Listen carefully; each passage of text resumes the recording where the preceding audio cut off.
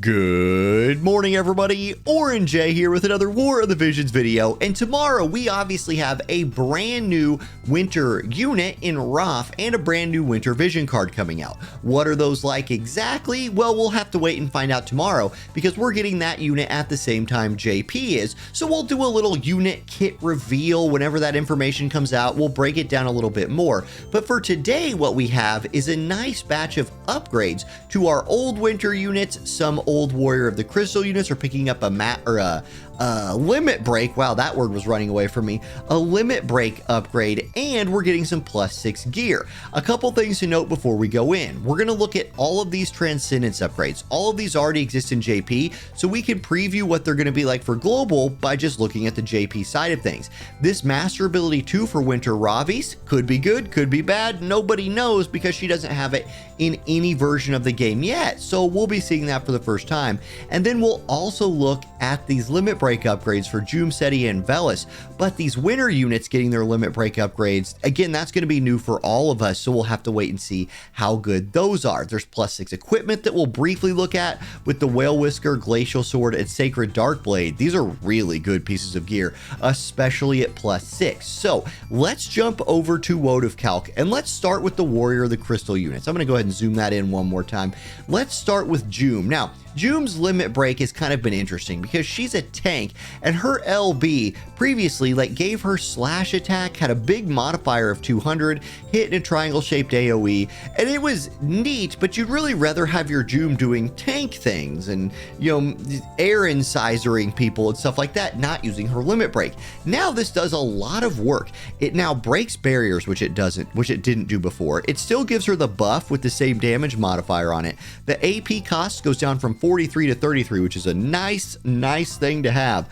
And then it does all of the rest of these new things. It decreases her AP consumption by 40 for 3 turns. It absorbs 30% of the damage she will do for the next 3 turns, so that's great. And then when a friendly unit within range automatically casts another skill, physical damage reduction for self. So she gives like a, it looks like she's giving a, area-based physical damage reduction, and you can see what that area is right here. So if you're this close to Jumi, she's going to reduce physical damage by 40% to her allies. What an upgrade. That is a whole lot of stuff being packed into one limit break right there.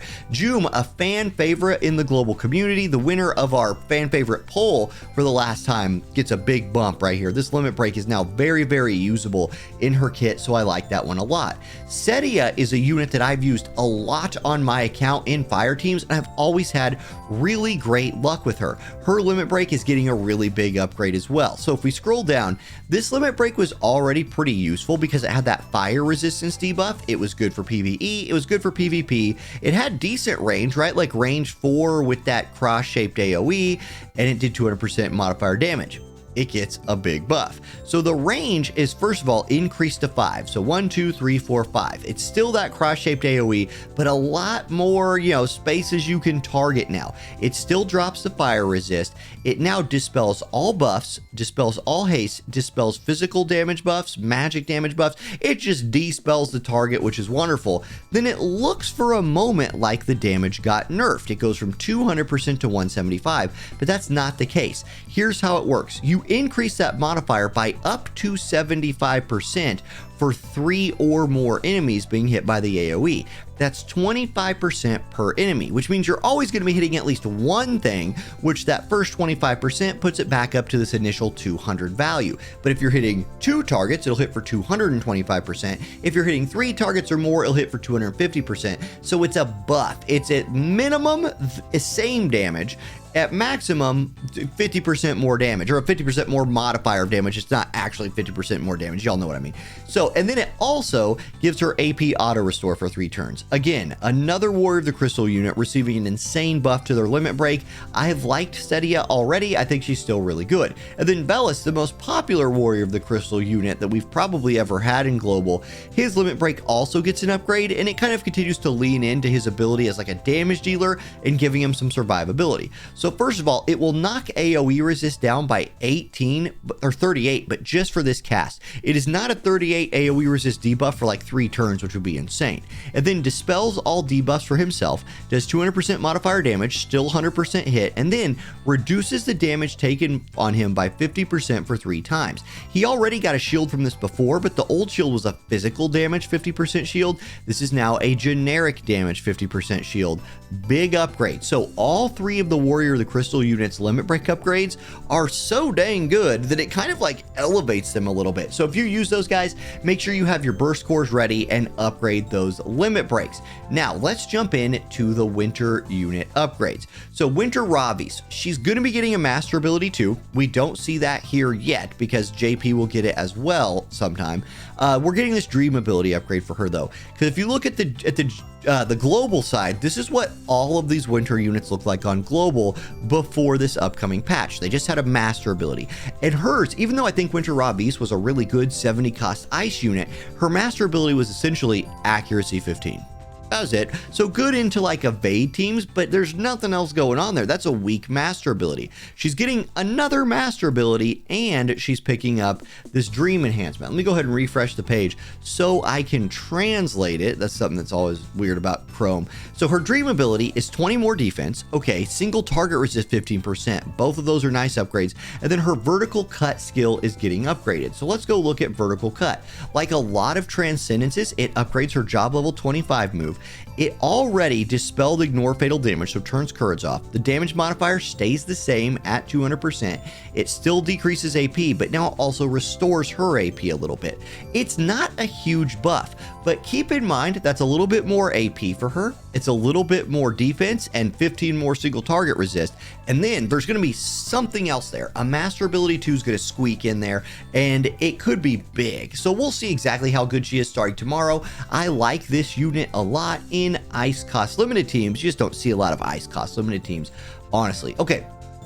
Winter Luatha. This is a unit that I got a ton of play out of. Back in her day before like Flagbearer Glassy came out. For this set of winter units, they already had their master ability too, and you can see hers was really good.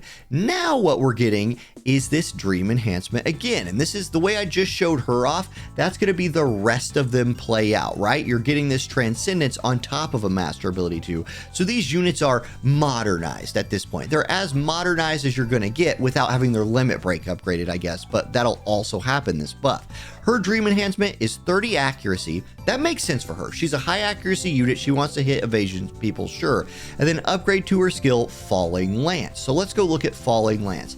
That's right here. Again, it's her job level 25 ability. It is a defense debuff. Still does the defense debuff, right? 3 uses, 165% modifier stays the same. Still grants AP auto restore for 3 turns when you critical hit.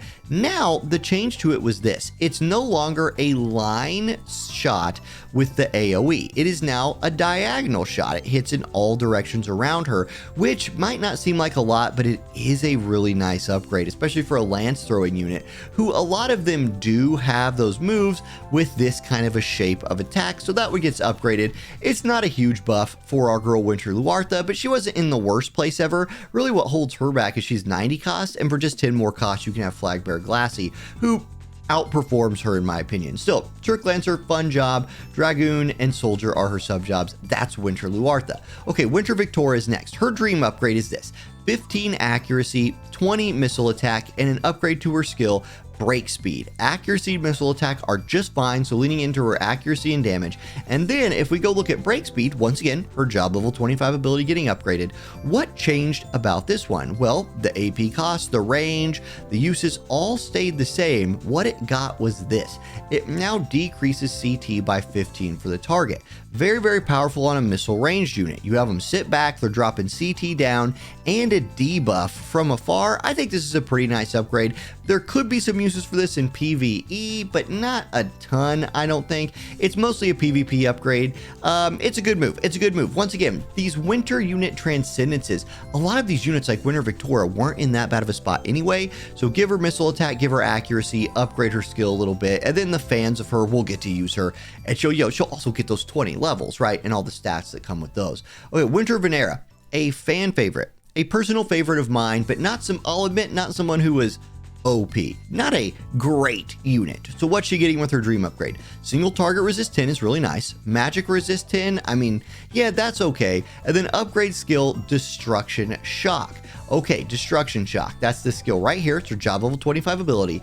Defense debuff 20, still does that. 200% modifier, still does that. Healing power down 70, still does that. The big upgrade here is the range goes from 3 all the way up to 5. So it is a 2 range increase buff. That's nice. That's pretty nice, right? You'll live with that. Still, is it enough of an upgrade to make this unit OP? No, it's really not. Like, she's gonna be decent into mages because of her like magic resist. She's got that Spellblade sub. So you can work her in to like anti-mage teams, in my opinion. But Strike is no longer like just so good as an attack type that it kind of makes up for Winter Vanera's shortcomings, in my opinion. Still one of the coolest looking winter units. This is probably, as far as the look of winter units goes, this has got to be one of my favorite looks in the game. Yeah, her upgrade just doesn't keep up. Okay, Winter Macherie, the OG winter unit. I remember watching Cabbage videos showing off Winter Macherie like before we got War of the Visions in Global or something like that old. Her dream enhancement is this: 15% more HP, 20 crit damage is nice, and then her lock-on jump skill gets upgraded. So lock-on jump, this skill had already been upgraded once. You see the benefit of this skill is its massive range. 1, 2, 3, 4, 5, 6, 7, massive amount of range on this thing. Here's what it does: 220% modifier, which is solid, decreases the jump as it did before on the target. Now it dispels all buffs, dispels all haste, and breaks physical and magic damage buffs. So, I mean, like, is that enough to make her OP, like somebody you'd want to use no matter what? Absolutely not. Still, at cost 80, maybe there's a situation where you work her in as piercing units kind of start to creep up in the meta. Maybe, right? I might be stretching it a little bit. That one move is really good. She's a fun unit, and every once in a while when you see her, it does feel like she performs a little better than I anticipate anyway. Okay, Winter Ramada, another favorite of mine. My second favorite looking of the winter units, because this huge sword around the hip is just, I mean, that's pretty cool. Okay, her dream upgrade is this: slash attack resist pin 20. She needed that. She needed that, so I like that a lot. She already has the defense pin here. Give her some slash attack pin here. Then she gets more slash attack and pressure hazard mod, gets an upgrade. So let's go look at pressure hazard mod. It's right here. It consumes her own HP, still does that. Range, AP, cost, use all stay the same. It increases her defense penetration now by 50 for 3 turns instead of just for this cast. So if she uses this skill, she will get 3 turns of 50 more defense pin. You combine that with the 40 she's already walking in with, and she's at 90, and she's, you know, basically done. You don't need to find any more for her at that point. The modifier also goes from 180 to 225, enhancing the chances that the AI uses this, because if you're relying on this cast to get this buff in order to have the defense pin to continue the fight, you need the AI to want to do that. A problem with her was she had higher damage mod moves that sometimes the AI would use because it might do more damage to like one target or something like that, especially if that target wasn't stacking defense. Now with this higher modifier, it'll basically always use it, I feel like, and there's always a chance for stop. Stop is busted. I run this chick at full faith. She's been really fun when I've tried to like hard force her in the past. Is she going to be meta? No. She's a water great sword unit. She's not going to be meta, but she is going to be fun.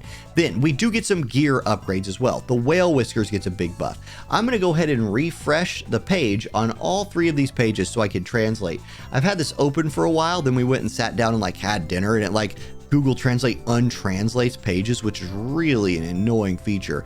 I don't know why that's a feature actually, but here we go. Whale Whisker. So what happened here? The magic version went from 170 to 204. Plus 34 magic, you'll take that. If you run the accuracy version, it goes from 20 to 28. Here's the buffs on this thing. Essentially at plus 6, the magic attack 15 did not change. The magic 30% accuracy 15 for all these jobs didn't change and is still really dang good. But now you also get healing power up 15 when your HP drops below 50%. So think of those units that like trigger a heal on themselves, like the modern mage units in the game. When their HP gets low or they re-raise, boom, they're going to heal harder with this. That is a very targeted upgrade that I think is cool. Whale Whisker is a really, really good item.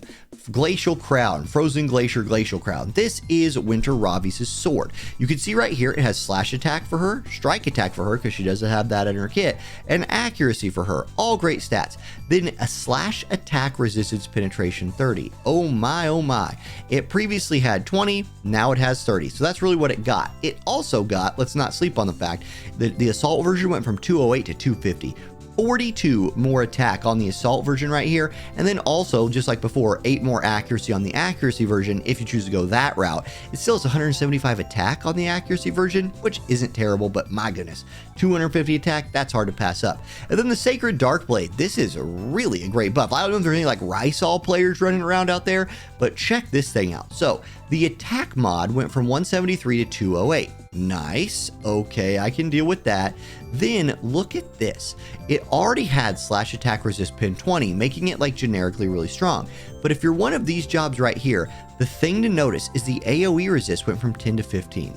I know that only seems like 5 AoE resist, but you want to stack that as much as you can. If you could get 15 AoE resist from your dagger, that's pretty OP in my opinion. So if you have a dagger unit who wants to take advantage of that, hey, go for it, take advantage of it, live your dream. Look at Vivi living his dream right here on the home screen. He's a short guy, you know, sometimes he's frustrated, sometimes he's sad. You can actually see the carpet on this walkway, which you can't see as well if you have, you know, somebody above 2.5, 3 feet tall as your home screen unit. Just learned that today as I made the switch. All right, thank you all for watching. Good luck on your polls if you're polling tomorrow, and then look forward to the reveal of all those kits whenever we get those out. Have a good one, everybody. I'll catch you next time. Peace.